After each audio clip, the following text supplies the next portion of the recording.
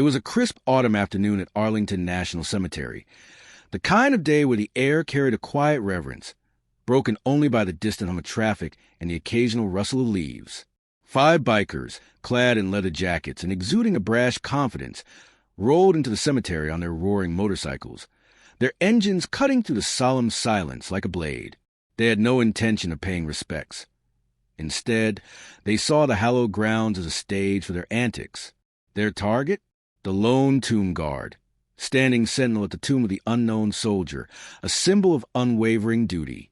What they didn't know was that their mockery would unravel in under a minute, leaving them floored, humbled, and in utter disbelief at the consequences of their actions. The bikers, a group of rough-around-the-edges friends in their late 20s and early 30s, had been riding through Virginia, chasing the thrill of the open road. They called themselves the Iron Reapers, a self-styled crew bound by their love for motorcycles and a penchant for pushing boundaries. There was Jake, the unofficial leader, with a loud mouth and a quick temper. Marcus, the joke of the group, always ready with sarcastic quip. Tony, the muscle, whose size intimidated most. Lisa, the only woman, sharp-tongued and fearless. And Ethan, the quiet one, who followed the others but had a knack for escalating situations. They'd heard about the tomb of the unknown soldier, a place steeped in history and honor, but to them, it was just another stop on their joyride, a chance to stir up some trouble. As they parked their bikes near the Memorial Amphitheater, the group's laughter echoed, drawing disapproving glances from a few visitors paying their respects. The tomb was just ahead, its white marble gleaming under the midday sun. The guard, a young soldier in a crisp dress uniform, marched at precise 21 steps, his movements mechanical yet profound, embodying decades of tradition. His face was stone, his focus unbreakable. Even as the bikers approached, their boots crunching on the pavement. Jake, leaning against a bike, lit a cigarette and smirked. "Look at this guy," he said, loud enough for nearby visitors to hear. "Thinks he's a robot or something. What's the point of all this marching nonsense?" Marcus, never one to miss a chance for a laugh, cupped his hands around his mouth. "Hey, soldier boy, you ever get tired of playing dress-up?" The others snickered, egging each other on. Lisa flicked her hair back and added, "Bet he's sweating buckets under that fancy hat. Yo, take a break, man." Tony, flexing his arms, chimed in, "What's he guarding anyway? A bunch of old bones." Ethan, usually reserved, joined in, mimicking the guard's stiff march with exaggerated steps, drawing more chuckles from the group. Their voices grew louder, their taunts more brazen, as they fed off each other's energy, oblivious of the growing tension around them. The guard, trained to remain stoic, didn't flinch. His rifle rested firmly on his shoulder, his eyes fixed straight ahead.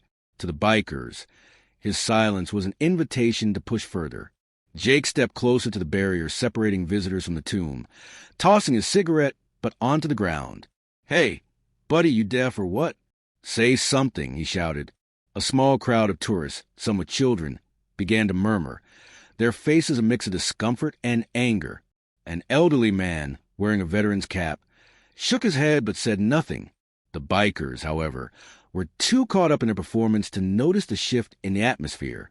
What they didn't realize was that the tomb of the unknown soldier isn't just a monument. It's a sacred space, guarded not only by the sentinel, but by a code of respect enforced with unwavering precision.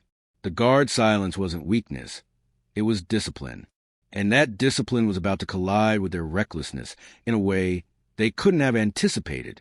Less than 30 seconds after Jake's last taunt, the guard executed his turn with the same flawless precision, but this time he paused. In a voice that cut through the air like a whip, he barked, "It is requested that all visitors maintain an atmosphere of silence and respect." The command was sharp, authoritative, and carried the weight of tradition. The bikers froze, their laughter dying in their throats. Jake, caught off guard, opened his mouth to retort, but before he could, 2 military police officers appeared seemingly out of nowhere, moving swiftly toward the group. The MPs, dressed in crisp uniforms with badges gleaming, didn't hesitate. "Step back from the barrier, now," one of them ordered, his tone leaving no room for negotiation. Jake, still clutching his bravado, scoffed. "What? We're just having fun. Chill out." But the second MP, a woman with a no-nonsense demeanor, was already radioing for backup. "You're disrupting a federal monument," she said, her eyes locking onto Jake's. "Move back or you're done." The bikers, used to talking their way out of trouble, tried to laugh it off. Marcus raised his hands, feigning innocence. "Whoa, relax, we're just messing around." Lisa smirked, adding, "Didn't know you guys were so sensitive." But their words fell flat. The MPs weren't interested in banter. Within moments, 3 more officers arrived, their presence overwhelming. The crowd, now watching intently, had gone silent, the air thick with tension. Tony, the biggest of the group, stepped forward, puffing out his chest. "You gonna arrest us for talking? That's a joke, right?" The first MP didn't blink. "You're on federal property, and you're disrespecting a national memorial. Last chance, move or we'll move you." The warning was clear, but the biker's pride kept them rooted. Ethan, sensing the situation spiraling, muttered, "Maybe we should just go." But Jake shot him a glare. "We're not backing down from these wannabe cops," he hissed. That was their final mistake. In a blur of motion, the MPs close in. The lead officer grabbed Jake's arm, twisting it behind his back with practiced ease. Before Marcus could react, another MP had him pinned against the barrier, his hands cuffed in seconds. Tony, despite his size, was no match for the third officer, who used a swift maneuver to bring him to his knees. Lisa, shouting curses, tried to pull away, but the female MP restrained her with a grip that silenced her protests. Ethan, wide-eyed, raised his hands in surrender, but it was too late. He was cuffed alongside the others. In under 60 seconds, the 5 bikers went from cocky instigators to stunned detainees, their wrists bound, their bikes surrounded by additional MPs who had materialized to secure the scene. The crowd, once uneasy, now watched in quiet approval. The elderly veteran nodded to himself, as if justice had been served. The guard, unfazed, resumed his march, his 21 steps echoing in the now silent plaza. The bikers were escorted to a holding area near the cemetery's entrance, their bravado replaced by shock. Jake, his face red, muttered, "This is ridiculous. All we did was talk." But the lead MP was unmoved. "You disrespected the tomb of the unknown soldier," he said. "You're lucky we're not charging you with more than disturbing the peace." The group was informed they'd be detained until their identities were verified and a decision was made about potential charges. Their bikes, impounded for the time being, sat as a reminder of their miscalculation. As they sat in the holding area, the reality of their situation sank in. Lisa, usually quick with a comeback, stared at the ground, her hands still cuffed. Marcus, his usual grin gone, kept muttering, "This is messed up." Tony, nursing a bruised ego, flexed his hands against the cuffs, while Ethan looked like he wanted to disappear. Jake, the loudest of them all, was now the quietest, his earlier confidence shattered by the swift and unyielding response. What hit them hardest wasn't the cuffs or the impounded bikes. It was a realization that their actions had consequences they hadn't anticipated. They'd mocked a guard whose duty was to honor the fallen, soldiers who'd given everything for their country. The tomb wasn't just a monument. It was a symbol of sacrifice, guarded by men and women trained to uphold its sanctity. The bikers, in their arrogance, had underestimated that. Word of the incident spread quickly. Visitors at the cemetery whispered about the group who dared to disrupt the tomb solemnity, only to be taken down in record time. Some took photos, others shook their heads, but all agreed the bikers had crossed a line, and the response was swift and deserved. The elderly veteran, who'd watched it all unfold, later spoke to a small group of tourists. "That guard stands for something bigger than himself," he said.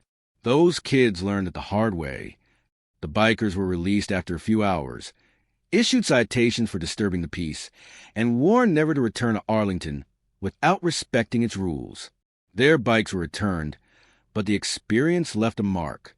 As they rode away, the roar of their engines sounded less defiant, more subdued.